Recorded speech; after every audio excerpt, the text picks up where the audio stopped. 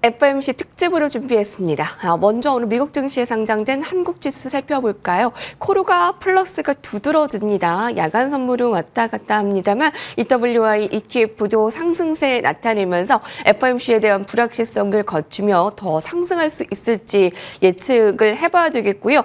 또 트럼프 대통령이 지금 이란과 관련해서 얘기하는 부분도 계속 속보로 체크하셔야 될 것 같습니다. 문남중 대신증권 수석연구위원께서 나오셨습니다. 안녕하십니까? 안녕하세요. 이란과 이스라엘 충돌로 중동의 지정학적 위기가 여전히 있는 상황에서 FOMC가 열렸습니다. 성명서 어떻게 보셨는지, 또 파월 기자회견은 어떻게 보셨는지 그 힌트를 좀 살펴주신다면요. 시장 예상대로 금리 동결을 했고요. 저는 전반적인 내용은 지난 5월 FOMC랑 동일했던 것 같아요. 경제 정책에 대한 불확실성은 앞으로도 커질 수 있다는 얘기를 했었고, 또 실업률 전망치 상향 조정을 했고, 물가 전망치 역시 상향 조정을 했기 때문에 이 세 가지 이유들이 4회 연속 금리 동결을 했던 이유로 작용했다라고 생각을 하고 있습니다.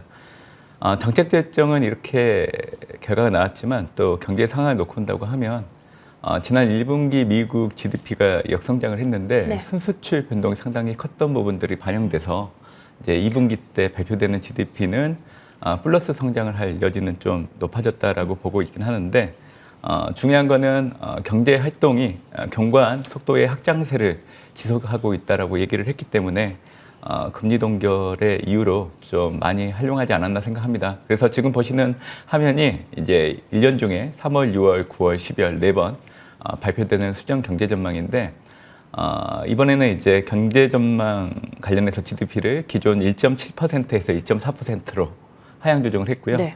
또 실업률은 기존 4.4에서 4.5%로 상향 조정을 했고, PC는 기존 2.7에서 3.0, 그리고 근원 PC는 2.8에서 3.1 상향 조정을 했기 때문에 이 숫자 조정만 놓고 본다고 하면 연준 입장에서는 올해 트럼프 관세 부과로 인해서 향후 미국 경제의 불확실성이 좀 커진 부분들은 분명히 있다라는 걸 좀 반영했던 것 같습니다. 근데 이제 보시는 시청자분들 입장에서는 이제 중요한 게 언제쯤 미국 연준이 금리 인하를 단행해 줄까일 것 같아요. 네. 근데 사실 지금 보시는 이 테이블 중에서 가장 중요한 거는 빨간색 부분. 그러니까 5월 달에, 지난 3월 달에 제시했던 올해 연준의 최종 정책 금리의 중간값을 놓고 온다고 하면 3.9% 동일하게 유지를 했습니다. 이 얘기는 결국 올해 남아있는 FOMC 일정을 놓고 본다고 하면 빠르면 9월 달 금리 인하를 재개하고 12월 정도 되면 한 차례 더 한다라는 걸 보여주는 것 같아요. 그래서 기본적인 시나리오는 올해 2번, 9월과 12월 각각 25pp씩 인하하는 걸 상정해 두시면 좋을 것 같고요. 최근에 일부에서는 50pp 인하도 얘기가 나오고 있거든요. 저 역시 그 가능성이 상당히 높다고 생각을 해요. 왜냐하면 최근에 발표된 미국의 4월 PC 수치를 놓고 온다고 하면 전년 동월 대비 2.1%, 올해 들어서 가장 낮은 수치이자 7개월 만에 가장 낮은 수치를 보였기 때문에 물가가 물가안정 목표 2%에 근접하고 있다는 걸 보여주고 있는 상황이기도 하고요. 특히 고용시장 관련해서는 최근 발표된 5월 비농업 부분 고용자 수를 놓고 본다고 하면 13만 9천 명 정도 나왔었는데, 이번에 발표하면서 기존 수치인 3월과 4월 비농업 부분 고용자 수를 기존보다 많이 낮췄기 때문에 앞으로 시간이 지날수록 이 고용 감소가 눈에 띄게 나타날 여지가 상당히 커진 부분들이 있습니다. 그래서 올해 9월 달에는 25pp 인하로 금리 인하를 시작할 여지는 있지만 12월 달에는 50pp 인하도 충분히 가능하다라고 보고 있기 때문에 기본적으로는 올해 2번 각각 25pp씩 인하한다라고 보시면 되겠지만, 상황에 따라서는 특히 고용지표 감소가 두드러진다라고 하면 올해 12월 달에 50pp 정도 인하를 해서 올해 50pp에서 75pp 정도 연준이 인하할 걸 예상하시면 좋지 않을까 생각하고 있습니다. 네.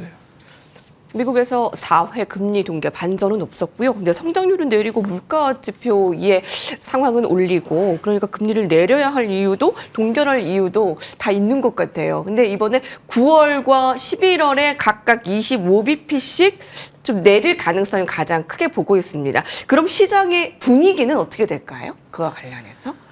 간밤에 이제 미국 금융시장 동향을 보면 나스닥은 소폭 올랐지만 네. 다우랑 S&P는 하락을 했고요. 소폭. 네. 그리고 달러도 상승을 했고 또 금리 같은 경우에도 상승을 했기 때문에 어떻게 보면 이제 올해 들어서 주가, 금리, 달러라는 이 세 가지 지표들이 보통 주가가 하락하면 나머지 금리랑 달러가 강세 흐름을 보이는 게 정상적인 흐름인데 상황에 따라서는 이게 전혀 다른 모습을 보이는 상황도 또 나타났던 상황이죠. 근데 간밤 같은 경우에는 이제 정상적인 금융시장의 메커니즘이 좀 작용하고 있다는 걸 확인할 수 있었던 부분이고, 뭐 간밤 주가는 좀 소폭 하락을 했지만 일시적인 영향 정도를 좀 반영하지 않았나라고 생각을 하고 있습니다. 중요한 거는 올해 남아있는 기간 동안에 연준이 그래도 50bp 정도 최소 금리 인하를 해준다는 것들은 올해 6, 7월 저는 서머 랠리가 진행되고 있다라고 얘기를 해드리고 있는데 한 가지 근거가 될 수 있는 요인이라고 생각을 하고 있기 때문에 지금 현재 S&P 500 지수가 6,000선 전후에서 좀 움직이고 있지만 올해 10월과 11월 미국 소비 시즌 앞두고 나서 네. 6,500포인트 정도까지도 충분히 올라갈 여력이 있다고 저는 보고 있기 때문에 그 동인 중에 하나가 트럼프 정책 후퇴와 함께 이제 연준의 금리 인하가 올해 재개된다라는 부분들이라고 생각하고 있습니다. 예. 대신증권에서 하반기 증시 전망과 전략을 내놓아 주셨는데요. 하반기 S&P 500 밴드 6,500으로 보면서 비중 확대 의견. 그러니까 하반기로 갈수록 증시가 좀 더 우호적인 네. 분위기로 가겠다라는 의견을 주시는 거죠. 실제로도 글로벌 전략의 25년 하반기 경제 금융시장 전망의 탑픽을 타코 장세가 온다라고 네. 제보 주셨습니다. 네. 자, 그와 관련해서 그럼 저희가 좀 살펴볼 힌트가 있을까요? 제가 이제 밴드는 S&P 500 지수를 지금 보시는 것처럼 5,500에서 6,500 제시를 했지만 이제 연말 끝나는 그 수준은 이제 6,500 정도로 얘기를 드리는 거예요. 6,600입니다. 제가 상단 밴드를 제시한 게. 그리고 이제 연말 종가가 6,500 정도 된다라고 얘기를 해드리고 있는 거고요. 어차피 지금 올해 들어서 이제 S&P 500 지수가 상승하는 전개 흐름들을 단계별로 좀 나눠서 볼 수 있어요. 네. 올해 고점 대비 가장 많이 하락한 폭은 마이너스 21.3%입니다. 이게 4월 7일 날 확인됐던 거고, 추가적으로 하락했지 않았던 거는 상호관세율이 연장됐기 때문에 그래서 이제 추가적인 하락을 보이지 않았던 거고요. 그리고 교육국가 무역 협상을 진행을 했기 때문에 상승할 수 있는 발판이 마련됐던 거고, 일부 IT 품목에 대한 상호관세율 면제가 확인됐기 때문에 네. S&P 500 지수가 네. 5,800선까지 올라올 수 있었던 동력입니다. 그 이후의 흐름을 놓고 온다고 하면 트럼프 정책, 저는 상호관세 유예 기간이 7월 8일입니다. 그 이전까지 두 가지 정도를 상정해 놓고 트럼프 행정부가 선택을 할 걸로 좀 보고 있는데요.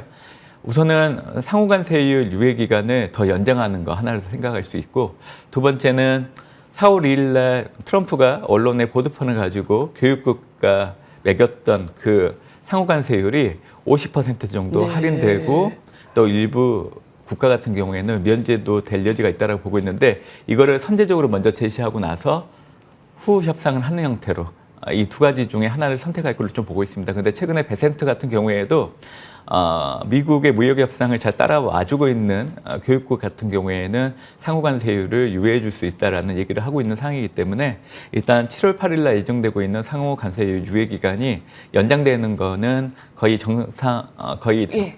뭐 기정사실화됐다라고 좀 보고 있기 때문에, 그렇군요. 그래서 이제 이런 부분들이 6월, 7월 이제 미국 증시가 서머 랠리를 보여줄 수 있는 동력이라고 좀 얘기를 해드리고 있는 상황입니다. 예, 미 증시의 썸머 랠리 2월, 7월에 좋아질 것으로 예상합니다. 그러니까 최선호 국가로 좀 미국을 보이시고요. 그러니까 전략 보고서를 보시면 참 좋을 것 같은데, 경제 체력으로는 인도, 베트남, 대만, 그리고 중국 증시는 좀 비중 축소 의견을 주셨어요. 그리고 통화 완화로는 한국을 좀 주셨습니다. 그러면 이제 한국 한번 볼게요. 하반기 3천 시대 올까? 자, 3천 조건과 함께 또 주목할 네 가지 테마를 오늘 말씀해 주신다고요. 지금 한국 지수가 너무 분위기는 좋은 것 같아요. 저 역시 단기간에 3,000선을 한번 찍고 내려올 여지는 있다라고 생각을 하고 있는데요. 올해 남아있는 기간 동안에 코스피가 3,000에 일정 기간 좀 계속 머무를 수 있는 시점은 올해 4분기 정도 되지 않을까 생각하고 있습니다. 우선적으로 너무 급하게 올라온 부분들이 있기 때문에 단기적으로는 2,750에서 2,700선 수준까지 좀 단기 조정은 좀 꺾일 여지는 있다라고 생각을 하고 있지만 어차피 지금 신정부가 추경을 집행하려고 하는 부분들이 있고 한국은행 역시 올해 남아있는 기간을 놓고 본다고 하면 2번 정도 금리 인하를 할 걸로 좀 보고 있기 때문에 통화정책과 재정정책이 맞물리는 상황이라고 한다고 하면 코스피 지수가 올해 4분기 정도 된다라고 하면 일정 기간 동안 3천 정도에는 계속 유지될 여지는 있다고 생각합니다. 결국 앞으로 좀 한국 증시가 흔들릴 때 시청자 여러분들이 좀 눈여겨보셔야 될 부분들은 우선적으로 반도체인 것 같아요. 네. 지난 5월 달부터 외국인들의 순매수 동향을 놓고 본다고 하면 반도체, 특히 SK 하이닉스에 대한 순매수가 상당히 많이 이루어진 부분들이 있기 때문에 업황에 대해서 개선될 여지가 있다는 것을 좀 염두에 두시고 있는 것 같고요.